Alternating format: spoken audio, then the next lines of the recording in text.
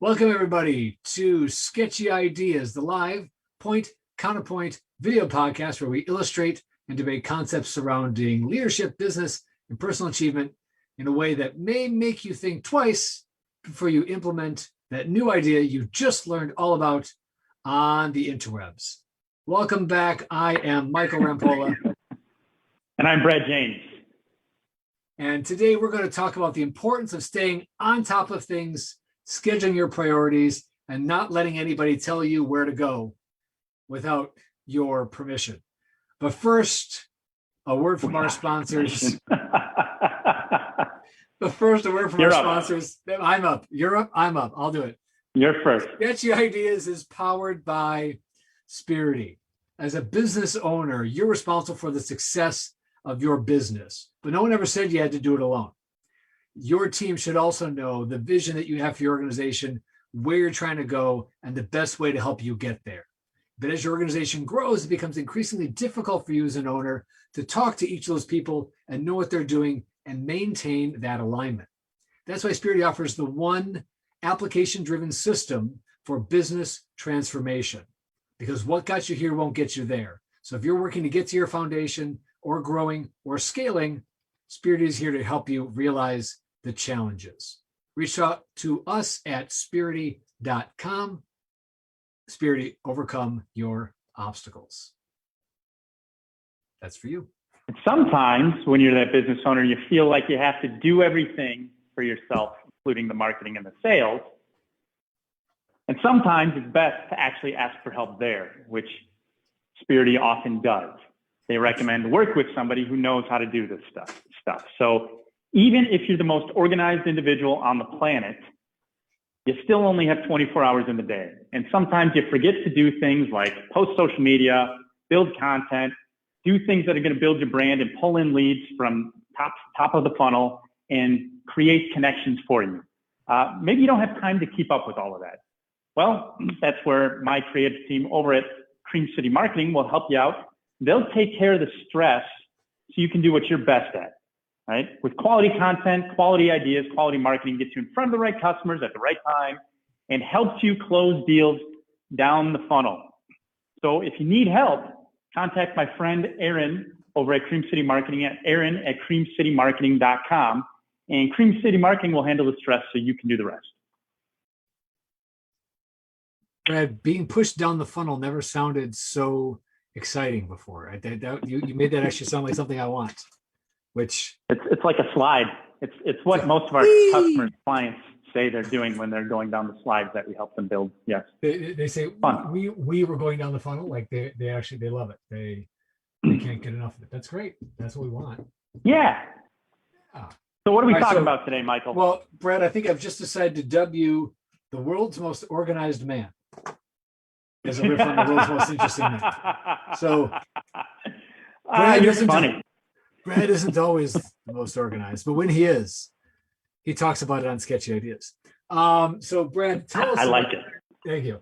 So I know there are times that you are probably feeling more and less organized, and I'm guessing there's things that you do to put yourself in that space and get back into that space when you are feeling out of it. Look at me, I can't even align a light bulb to save my life. But you, Brad, you align many things simultaneously. You've got quite a few irons in, I didn't say quite a few fires. How do you do it all, Brad? Or how do you figure out what it is that you're supposed to be doing? Take us inside the mind of Brad James. Well, I tried. So this, for those of you who aren't aware, Michael and SPEARity had their Apex quarterly event last week. And if you haven't been to it, I would recommend you find a way to get to it. The next one is in September. Correct me if I'm wrong, right? It is second Friday of September. So there you go. So put it on your calendar. It's typically, that one's in person, right? For the most part, or you're doing a hybrid type thing too, if you can. We will make accommodations. If that's what you need to help you, we'll figure it out. So it'll be a hybrid event. I would imagine a lot of people will be in person, a lot of people will be virtual. But here's the thing. It's extremely helpful if you listen to the last week's show where Michael and I were faux here. if you listen to last week's show, we talked about how to actually take planning and use planning to begin to apply things like the 80-20 rule or the 10X rule or radical brilliance or list a couple others for me. It's 10X, 80-20, a 4-hour work week. You all have the numbers, right? 212 degrees. 1%. Yep. Yeah. So, and this is why, because it actually makes you take account with some goal setting for quarter 3 or the next quarter. And just to sketch this out, and Michael, you can correct me if I'm wrong, but essentially there's a sheet that we were given that was broken out where now you had it broken up into 4 quadrants, right? 4 columns. You got it. Yep, exactly right. All right. And up here at SPEARity, they talk about your spearhead goals. Spear has an A in it.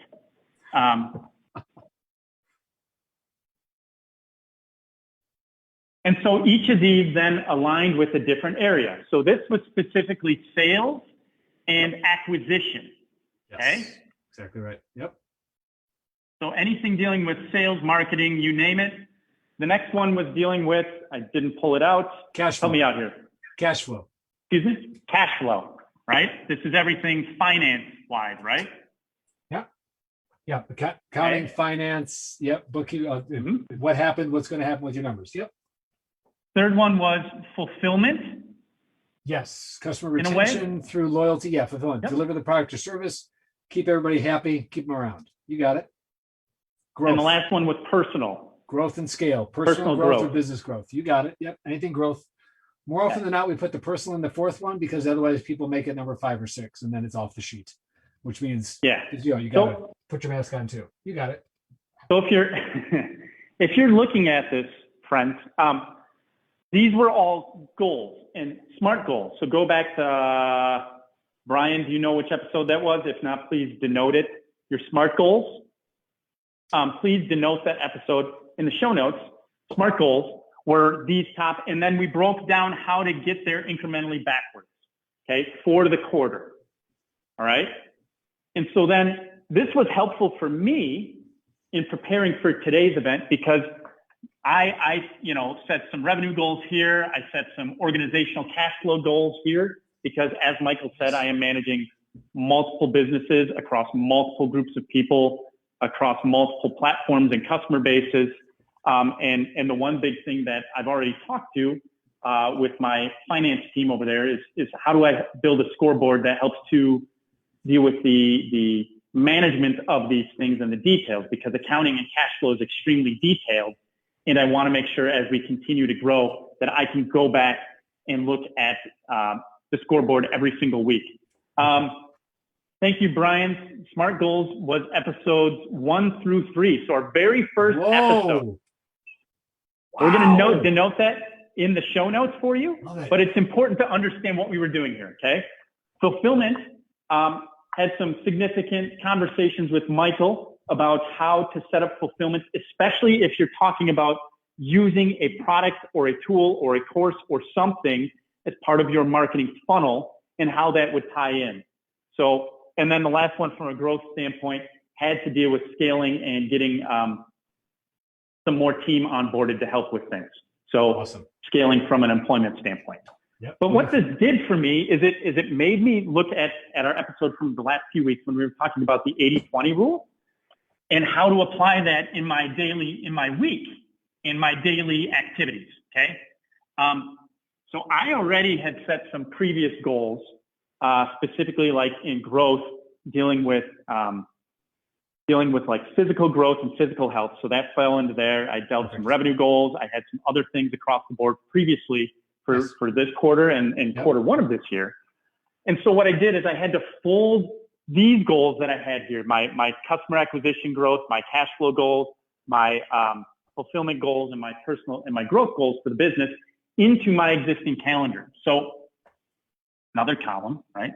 Nice. This is a 7-day work week. And just go with me here. I'm with you. So I took a reflection of that and I said, you know what? I need to get better and more effective at scheduling my day and be clear. So what I did is I broke out the core things for personal growth that that fourth column, Yep. and I said, what do I need to make sure I do? And so I actually I did a wake up time, a wake up event in my calendar, and I listed out all the things that I need to do every morning for me personally. And I also did it at night. So I'm working on sleep hygiene this year. That's been a big thing for me. So I also broke it out in there, and I listed it out. Be doing the same. I might have to take a tip out of your book on that one. All right. Okay. Nice. So, and I did that across every day of the week, at least the 5 work days that everybody works. Okay. Because on Saturdays, I end up using that as free time and my schedule gets off, but I still extended it. But I'm giving myself permission to bend things on the weekends as needed, since still figuring out the whole, growing up in life thing and enjoying it a little more. I get that. All right. But in each of these events, I listed out my daily routine in the morning and what I need to be doing every night before I go to the morning and what I need to be doing every night before I go to bed. Now somebody's going to be like, I listed out, I know how to wake up. I know how to put on my pants. I know how to take a shower. Why do I need to put that into my wake up routine, Brad? That feels like overkill. So these are actually things that if you look at high performance people, so Brendan Burchard talks about this, Arduna Arja talks about this. Like if you list out things that are what we think are normalized and you break them out into lists, like these are things that you just have to do. As you list them out, you become reflective of it, and it mentally builds the cognitive ability to remember to do it in the habit. It also is your measuring stick of success each day if you do it or not. So you're actually beginning to measure whether or not you're hitting success in those days. Okay. So like wake up was, I wake up and I drink 2 glasses of water before I drink my coffee. I've got a whole slew of things, but do an inventory for yourself. Then at sleep, I actually set a time in my calendar because I'm really bad at going to bed. Okay. Really bad. I'm listening. Because I typically, friends, average about 4 to 5 hours of sleep a night, which is not good enough the older I get. Same. Brad needs a bedtime story. Yes, Brian, I do need a bedtime story. So here's your bedtime story. Before Brad goes to bed, it actually is. You ready for this? Before Brad goes to bed, make sure that earlier in the day, here, I have 2 things for my work day. I have prepped for the day. Okay. And I have closed and planned for tomorrow. Okay. So you're bookending. So I've got double bookends here. I've got bookending my whole day, like my waking day, but I've also got bookending my work day, so to speak. Yeah. And I did that because my workout is before here, right? Workout is before I prep for the day. Got it. Makes sense. Okay. And my close and plan typically happens before I eat and nighttime activities. Yeah. Makes sense. Okay. So that's why I do it, because here's the thing. Even if you're going to a networking event, even if you're have an extended work day, whatever, if you're not doing this, you're going to forget day-to-day activities that you have to do. So I always prep and plan my day. Prepping meaning I reflect on the plan from the previous planning nights before, and I go, okay, does this still exist? Because guess what? The world works on 24 hours, and my prepping time helps me recalibrate for the day. Makes sense. Reschedule, do things. And in there, for example, again, I have things like, do you still have scheduled time to eat? Right. Because I'm also bad at that. Like food is good. Food in the stomach is important to keep you going, right? Very good. Yes. I had assistants who had forced lunch into my calendar, and I still thank them for it because it wasn't there. It was like, when I get a break, and she said, correct. No, other way around, bud. You make the time, because if you're not, same thing as you're saying, right? If you don't make the time, other people will take that time from you. So, yeah. Yes, and Brian can attest. Brian can attest that sometimes if Brad's blood sugar is low, hanger, no, not you, comes in a little bit, right? No. Right, Brian? Yeah. No, never. We can read sarcasm even in text messages. Thank you, Brian. Thanks, Brian. Yeah, never. All right. So the point is look at this. This is even before I'm inside of my work day. I was about to say, we're still getting warmed up. At that point, we're still warm. But before I'm better prepared to prepare, which feels very meta. Well, It is, but it also look at before the workday even starts, if I accomplish all of these things, hey, I've already accomplished a bunch of stuff. I'm already feeling good before work. It's actually really, If I work out, great I brain feel science even right there. better. Yep. Right? Quick wins, momentum, accomplishment, motivation. Yeah. So if I have wins before I get to the preparation, and knowing that last night at 10 o'clock or 11 o'clock at night, all of a sudden I got a slew of text messages or a slew of emails that threw a wrench in maybe the big deal that I'm doing or the project timeline or a client's upset or whatever, my head's in the right place. My head's in the right place, and I've got that, and I don't have to worry about them in that moment because I know tomorrow I've got time set aside to evaluate and mitigate and plan and so on and so forth. Correct. Now keep in mind that which leads to this point, right? This is a plan. If you remember what happened last week, we discussed the difference between planning and the plan. Okay. By the way, this is good, right? Like this is good. So we know where things are going, but that doesn't mean we won't have to pivot or change. All right. So now that I've done this, I'm in prep. I've rearranged my day. There are core things every day based on those quadrants, right? We know that sales and customer acquisition is number one. So I make sure to have that planned into my day every day, no matter what. This is your number one priority. So if I don't, that's me reflecting, in my words, my spearhead. If my spearhead is customer acquisition, but I don't see that reflected in my calendar, my schedule, am I operating according to my priorities and my values? Am I letting somebody else, am I being intentional? Right? Yes. Yep. So nice. Across this my time is at 9:15 a.m. and this is a 1 hour block every Monday, Tuesday, Wednesday, Thursday, Friday. Monday, Tuesday, Wednesday, Friday, Thursday. Yes. Got it. So, and let me just put a little sidebar. There's a ton of power, folks, in the idea of routine. All right. I think you probably know this if you have a routine like this, but if you know that every day at 9:15, your body gets in those rhythms, the same way as your body gets in that wake up and shut down routine, your body gets in the rhythms of the mental routines of it's time for sales. It's time for customer acquisition. It's time to put my focus on my number one priority. There's a ton of value in that. And this reminds me of, real quick, so back when I taught high school, this is how I learned how to plan lesson plans, was make every day look in structure the same as the day before. Your students will get in that rhythm and their brain will start to activate to think about the right things at the right times of the day, which is really good positive psychology. So you're leveraging how you know the brain works to help your brain work better. Yes. Well, that's cool. That's awesome. All right. Tell us more how to hack this thing. I'm loving this, Brian. Keep on going. All right. So if we know that is critical time, right? Everything in black is essentially non-negotiable, right? And there's food time planned in there. Yep. There's food in here somewhere, but that changes also based on meetings, right? That's why I readjust in the prep phase. Okay. Makes sense. Yep. Now, when we begin looking at everybody, if you're a business owner, if you're a manager of a team, even if you're a young professional or a professional getting started in the world, you're going to have projects or sets of tasks that you have to execute every single day. Yep. Right?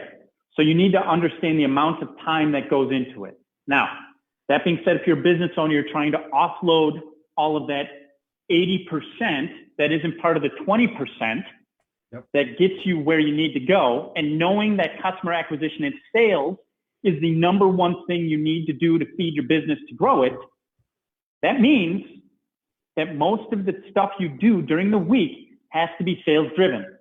So what you end up finding in the rest of the week are things that are critical, but are not always consistent, and they tend to be sales meetings, right? So I leave space and gaps in my timeline where I know there are always going to be availability for sales meetings. What that means, if I'm trying to figure out a distributor partnership, right? And I need to talk to somebody. If I have a client conversation and I need to do a fact finder, I need to do a close, I need to do all that stuff. I plan standard time. And most of the time when that happens for me is I try to build it Tuesday and Thursday afternoons. Okay.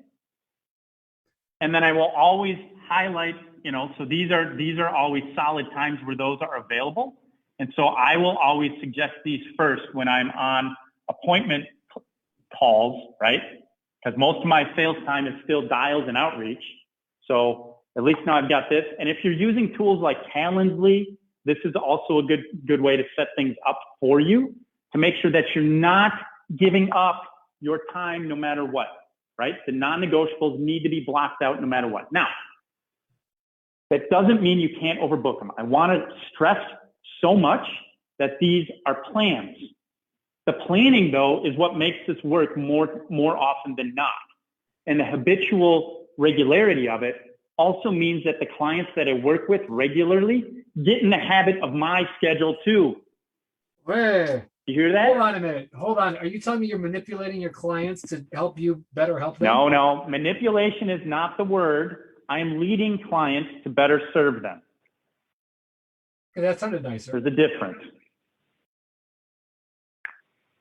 Okay. So I'll add times in here for that. All right. Now, we all have regular things like projects and other stuff that need to be done. I will build time into my work week to do those, especially if they're regular, right?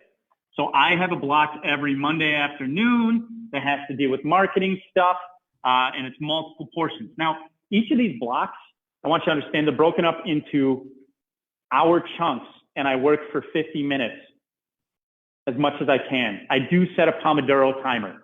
I do it because otherwise you get stuck in the rhythm. And remember, the work week is a long week for many of us. And so built-in breaks in those hour blocks is important. Otherwise, what I found based on me, and if you don't need to do this, more power to you. But for me, I used to be able to work literally from when I woke up to when I go to sleep, straight through, no breaks, you know, eat while I'm doing it. Can't do it anymore. I can't. It's very frustrating for me.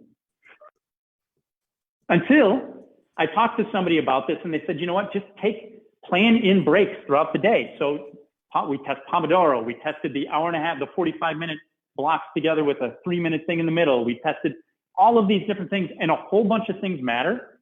One of the things that I do to make sure that my day gets off moving is if I'm on the phone or I have meetings where I'm on the phone, I'm on my feet walking around. Awesome. That's why I have a stand-up desk. That's why I do some of the stuff that I do. So Thanks, I also heard, yes, age does play a part in this. Thank you. I heard you say that you tried a bunch of different stuff. So you applied. So it wasn't just like what we do. Hey, I just read about Pomodoro. Let me just make Pomodoro my thing, right? Or, you know, the 90-minute thing or the whatever, like my hour-long meetings are now 50 minutes. Why? Because I just read an article in Forbes Coaches Forum, right? Okay, cool. Yep. You actually figured out what works for you and matches a little bit of your biology, your psychology, your work practices, your needs as a business owner, et cetera. That'll make sense. So, and then you found a combination, kind of a hybrid ideal. It sounds like that's really honing in on what's necessary. Yeah. Yep. You got to find what works for you, right? What works for me isn't going to exactly work for somebody else. But I will say this, more often than not, if you schedule at least your week out, it will work better for you than if you don't. So this is true. Right. All I'm Can we saying go back is to that again? If I plan and schedule my week, it's more likely to go well. Yeah. Weird. Yep. Magic you speak of. This is some sort of sorcery. It's voodoo. Not sorcery, it's voodoo. Voodoo, for the record. Okay, so I build in blocks throughout the week to do work, right? Things that are critical, you know, whether they're small blocks, right? Big blocks, right? And then I also, the rest of the time now falls in where there are weekly projects that come across my desk that have to get done, right? Just like with everybody. There are weekly things that you have to do, and I'll plan those in those blue blocks as well, okay? Now, so the last thing is everybody's going, well, what about else? Is your calendar actually color-coded like this? Like you're saying black, blue, red? Like you actually, I'm assuming you're leveraging I try to, but I do have things overlapping, okay? Okay. So we're getting there, right? Like So for example, those of you who understand that I do beekeeping, right? So Thursday morning is Brad the beekeeper. And that's a block. Now, I don't have to do that every week, but I leave it open to fulfill any other projects that might go along with it, right? So that I don't get way behind. So these are things where if you have long-term things or tasks that you have to do regularly, you build in time for them, but they don't have to be noted as busy, right? So that's the weeks that you have to. So like this Thursday, AKA tomorrow, I don't have to do it, but it's denoted in my calendar that I need, that's my reminder every week to say, hey, one of these weeks you got to get it done. And then in the plan and the prep, right? At the end of the day, you're going, hey, I got to make sure I do this. So then I'll plan it and prep it, and I'll put it in this calendar event for prep when I have it across there for the next Thursday. Remember, today's non-negotiable, and I'll put it in the Wednesday. Remember, tomorrow you have to actually do beekeeping. Then you clear it all out. So my point, yes. No, go ahead. My point is with this whole exercise, by planning and building blocks, I'm remembering to do the things that I have to do, right? There are still things that fall through the cracks across everything. There are. That's where we leverage tools like Asana that are task driven, and those tend to be the things that I try to offload, okay? I try to delegate those things first every single time when we bring on somebody new that can be delegated to. Because I'll go, in my weekly calendar, what are the things that are absolutely critical that I have to do? What are the things that we have process built around that I can delegate off to? And even better, is there something that there's process that I've trained somebody else to do that now I've had to come back to and somebody else used to do it? And maybe that person's still on the team in a different role. Can they train the person to do it? Okay, so I think I want to call out something for our audience that if we don't, I'm knowing that they're all high achievers, of course you are, that might be otherwise lost. Brad didn't say he puts everything in the schedule. Part of the planning time is evaluating which things go in and which things get put out, delegated out to somebody else. Part of planning time is deciding time, evaluating time, prioritizing time. So I'm going to call out triage and delegate. So Brian will surface our episode about delegation because Brad knows, back to our 80-20, some things have much higher value and much higher criticality than others. And if he's not careful, I'm guessing I can see this tool or this approach being unintentionally misapplied. Somebody goes, okay, I'll fit it all in then. No. Nope. You're doing it wrong. Don't try to fit it all in. That's backwards. Put in the important things and then look at everything else. And when new things come up, evaluate them against the things that are already there. So there's a discipline for sure in the creation of this. There's also a discipline in the following of this. Yes, lots of discipline, of discipline. And guess what? Sometimes it's really hard when meetings go long like it did right before this show. So I had a meeting right here. Sketchy Ideas is right in the middle here, right? That's a regular thing. So in my calendar, it is a standard thing that's been there forever. And right before it, I had a red meeting. And it went long.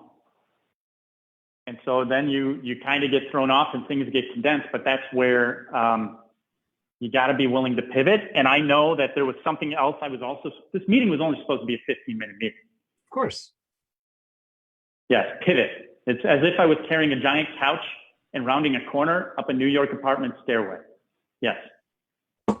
Got it. So what the other thing I'm hearing here is, so this is not as easy. I mean, in a good way, I think you're making it sound easy. It's the following it that kind of becomes the challenge. And I think that's where people lose it.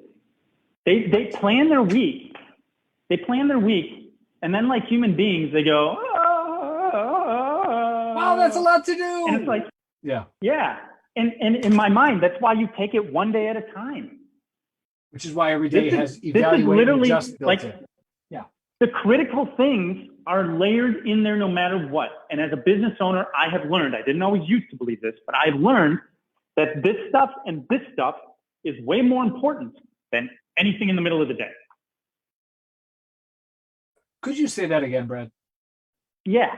the stuff before I go to work and the stuff after I'm done with my scheduled work. That doesn't mean sometimes I don't go over into my stuff after work, right? Sometimes I do work into the night. I plan it, I communicate it, it's clear. But this after work and before work are more important than what happens in between those things. See also the 80-20 rule. Here it is, folks. We said 20% makes 80%. Planning and preparation is in the 20. Planning and preparation, setting yourself up for success is the key to the success. You can only get lucky for so long, kids. So it's funny that you bring that up, because everybody's like, I got to prepare my staff and my employees and my contractors for success. And I got to set up the plan. I got to organize it for them. I got to do all this stuff. And then we say, are you doing that for you? They're like, well, I don't have time to do that. And I go, is that a little bit of a pointing, looking in the mirror? What about me? Yeah. What about me? What am I doing for me?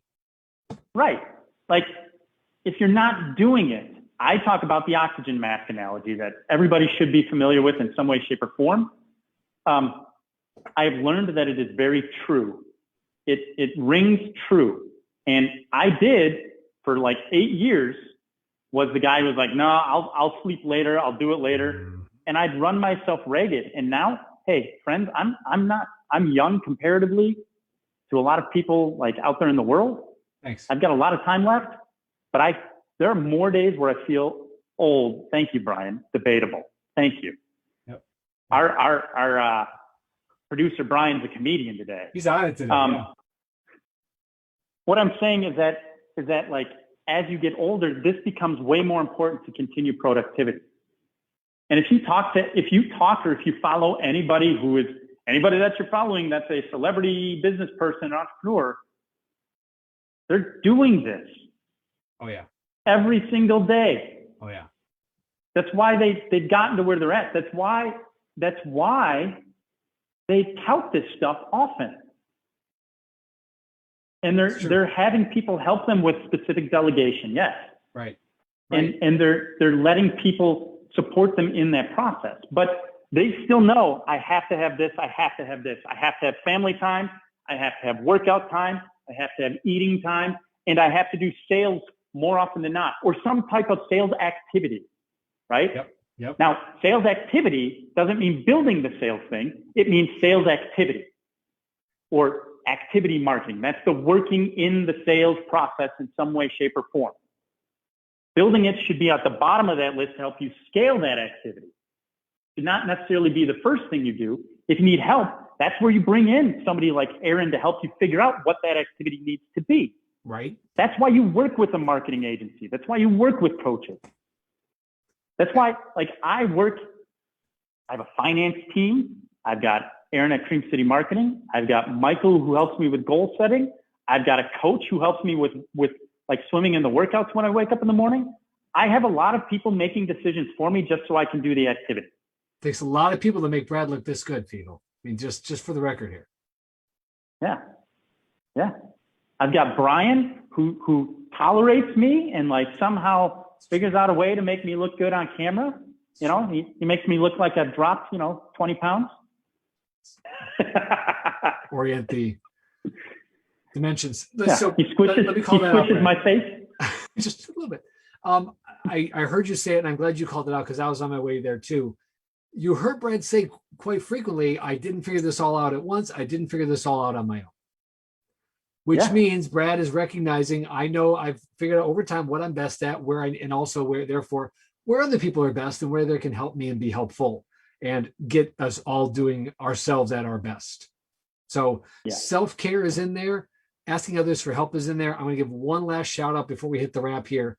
You reminded me of something that a friend of mine says all the time. Her name is Johanna. She's at Quickening Wellness. She one of her best insightful questions is, what is preventing you from doing for yourself what you're so good at doing for others? Yeah. And I'm just throwing that out there because I love the power of that question. And I want to give it out to our audience too. What is preventing you from doing for yourself what you do so well for others? And that's the place that you can and should look for support next. If we can be a part of that support, we'd love to be. If it's not us, let us know who you need, because, hey, we'd love to connect you to those people. That is how we like to serve as well. Yes. Yep. There you go. There's our wrap for that. We're gonna put it there. I feel like there's a next episode. I don't know exactly what this is going to be. So, folks, in the comments, tell us what's the next question you have. What's the follow on for this? We'll be responsive on this one. Tell us what we should talk about next. That's going to help you take Brad's idea of scheduling your priorities to the next level. Let us know what you need. We want to serve and support you. So with that, we're going to close it out. You had just learned all about scheduling your priorities, making sure that you have a routine that works for you to put you at your best so you can be at your best for others. In this week's episode, we'll be responsive to you. You tell us what you need to grow and scale next, and we will be happy to serve and provide that. You can send us your questions at info@sketchyideasshow.com or drop your comments below wherever you happen to be watching this feed, whether it be on LinkedIn, YouTube, Facebook, and or Twitch. And we'll be happy to respond to you there and pick it up from there as well. Yes. Or on your favorite podcast syndicate. Thank you. Or on your favorite podcast syndicate, because we're syndicated. I think that's a good thing. Come back next week when we go over more sketchy ideas live and in service of you. And remember, just because it's a sketchy idea doesn't mean it's not worth exploring. See you again next time, folks. Bye-bye. Take care.